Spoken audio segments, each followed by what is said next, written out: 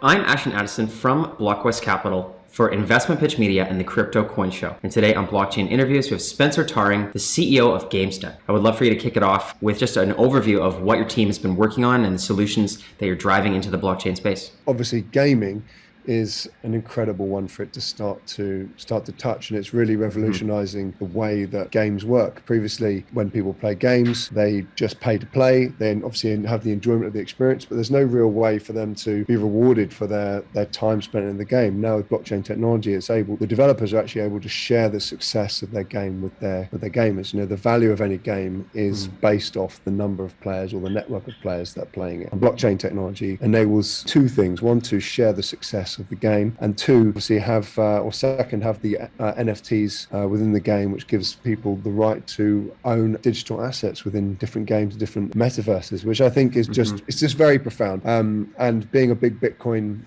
believer, I couldn't help myself but get involved in the industry, and that's where Gamesta has come from. Gamesta is a guild.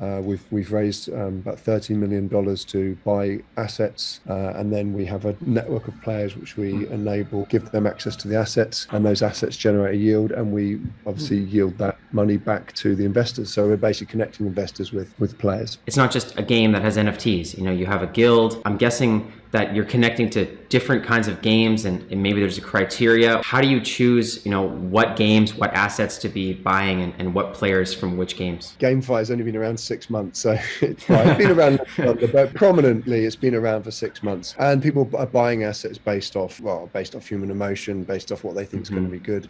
What we're trying to do at Gamesta is build up data sets to apply AI and ML to that data. It's very early days because there's not that much data. And normally when you're applying machine learning to data sets, you have these massive sets of data where you can work out millions of different outcomes using machine learning. What we're focused on right now is basically building those data sets.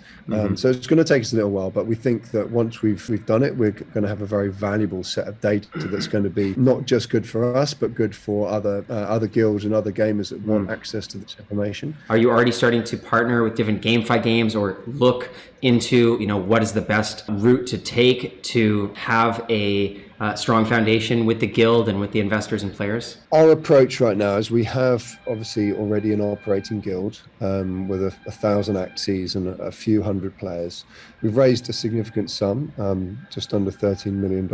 Shall I say, not good projects and not good games out there that I think are not going to be there next 12 months. A lot of focus has been on pumping token prices, getting 10x's, 20x's, and forgetting about actually delivering a product. To build something long-term and sustainable, you need to invest time in it. You're talking about Axie here. They've sort of made a name and obviously believe that that's going to stick around. What criteria do you look at for other GameFi games and expanding the portfolio? How do we know this is something that we should be putting our money towards for the investors? It's a good question. It's hard to know, and you obviously can't get every decision right. So the idea is you need to get more decisions right than you get wrong, and that's the basis of any fund. If you were getting 100% of the decisions right, you would be we wouldn't be talking here today. Probably we'd be on our own private island somewhere. What we're trying to do is obviously use the AI and ML stuff to try and just improve our decision-making processes, just to give us that edge over other people. It's difficult to tell because there's so many different games coming out right now, so many different ideas. A lot of them are said to be kind of Ponzi schemes, like for instance, even Axie has said, they've got to keep growing it to keep